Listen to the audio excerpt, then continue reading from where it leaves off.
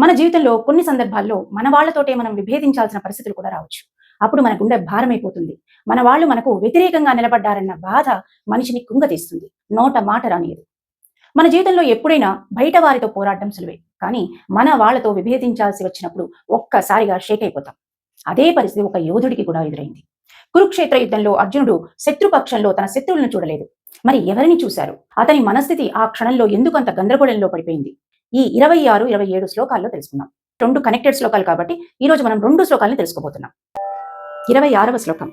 తత్రాపశ్య స్థితాన్ పార్థ పితॄనథ పితామహాన్ ఆచార్యాన్ మాతులాన్ భ్రాతॄన్ పుత్రాన్ పౌత్రాన్ సఖీంస్తథా. 27వ శ్లోకం. శ్వశురాన్ సుహృదశ్చైవ సేనయోరుభయోరపి తాన్ సమీక్ష్య స కౌంతేయ సర్వాన్ బంధూనవస్థితాన్. ఆ క్షణంలో అర్జునుడి కళ్ళ ముందు శత్రువులు కనపడలేదు.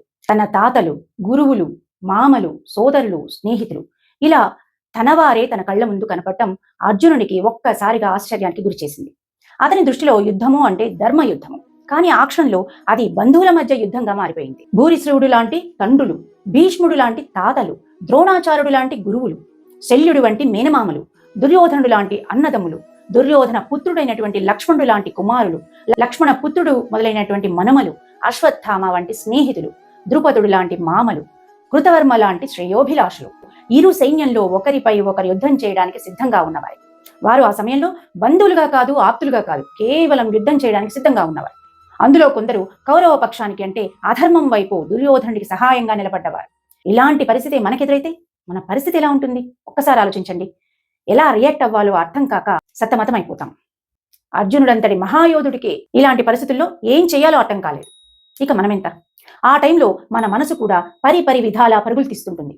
నిజంగా వాళ్ళని మనం ఎంత నమ్మేమో కదా అని ఆలోచనలో పడిపోతాం. ఇన్ని రోజులు వాళ్ళు మనతో బాగానే ఉన్నారు కదా, బాగా మాట్లాడారు కదా, నా కోసమే మంచి చెప్తున్నట్టుగా ప్రవర్తించారు కదా, మరి ఈ రోజు ఎలా మారిపోయారు అని ఆలోచిస్తాం. కానీ ఆ ఆలోచన వచ్చిన క్షణం నుంచి మనిషి మనసు ఇంకో దారిలోకి వెళ్ళిపోతుంది. అంటే అక్కడి నుండి ఎదుటి వారి గురించి ఆలోచించే విధానమే మారిపోతుందన్నమాట. అంటే వారు ఇన్ని రోజులు నాతో మంచిగా ఉన్నట్టు నటించారా, లేక నేనే అలా అర్థం చేసుకున్నానా అనే భావన మనసును గట్టిగా పట్టేస్తుంది. ఇక్కడే మనం ఒక నిజం తెలుసుకోవాలి. ఇది కొద్దిగా కఠినంగా ఉన్నా కూడా నిజం ఒప్పుకోక తప్పదు కదా. మనిషిలో వచ్చే ప్రతి మార్పు మోసం వల్లే రాదు. కొన్ని మార్పులు పరిస్థితుల వల్ల, కొన్ని బాధ్యతల వల్ల కూడా మారడం జరుగుతుంది. ఇక్కడ ఇంకో ముఖ్యమైన విషయం ఏంటంటే ఎదుటి వారు ఎలా ఉన్నారు, ఎలాంటి పరిస్థితుల్లో ఉన్నారు అనేది ఒకటైతే, అలాంటి పరిస్థితుల్లో మన విలువను తగ్గించుకోవడం సరైనదేనా అన్నది రెండో విషయం. నిజమైన వారు, మన కోసం ఉన్నవారు పరిస్థితులు మారిపోయినా సరే పూర్తిగా మారిపోయేవాళ్ళు. మనం ఎదుటి వారిని ఏ రకంగా ఊహించుకున్నామో వాళ్ళు ఆ రకంగా ఉండకపోవచ్చు. కానీ విచిత్రం ఏంటంటే మనసు విరిగిపోయినప్పుడు అది మోసంలాగానే కనపడుతూ ఉంటుంది. కురుక్షేత్రంలో అర్జునుడికి కూడా అదే అనిపించింది. ఈ రోజు నా ఎదుటి నిలబడ్డవారు నా వాళ్ళ కాదా అన్న డౌట్ వచ్చింది. వాళ్ళందరూ మారిపోయారా, పరిస్థితులు మారిపోయాయా, లేక నేనే ఎక్కువగా ఆలోచించానా? ఇలా 3 ప్రశ్నలు వరుసగా వచ్చేసాయి. కోపం కన్నా ముందు అనుమానం మొదలైంది. ఏది తప్పో ఏది ఒప్పో తెలుసుకోలేని సామాన్యుల్లాగా కుంగిపోయాడు. దీనికి అర్థము అర్జునుడు యోధుడు కాదని కాదు, యుద్ధం గెలవలేనన్న అధైర్యము కాదు. యుద్ధరంగంలో కనపడుతున్న వాళ్ళందరూ తన వాళ్లే, వీళ్ళందరితో యుద్ధం చేయడము అవసరమా అన్నది అర్జునుడి సందేహం. ఎప్పుడైనా బయట వారితో తలపడడం సులభమే, కానీ తన వారితో తలపడేటప్పుడు మనిషి ఆలోచనలు, ధైర్యము 2 మారిపోతాయి. దానికి కారణము మనవారే అన్న భావన. అర్జునుడికి వచ్చి ఎదురైనటువంటి ఆ స్థితే గొప్ప జ్ఞానానికి దారితీసింది, మహా మార్పుకు ఆరంభమైంది. ఇక తర్వాత శ్లోకంలో తన వారందరిని చూసి అర్జునుడు ఏ రకంగా స్పందించాడో తెలుసుకుందాం. ఇక నెక్స్ట్ శ్లోకం నుంచి గీతా ప్రవాహమే మారిపోబోతోంది. ఈ వీడియో పైన మీ అభిప్రాయాన్ని కింద కమెంట్లో చెప్పండి. వీడియో కనుక నచ్చినట్లయితే తప్పకుండా లైక్ చేయండి, షేర్ చేయండి.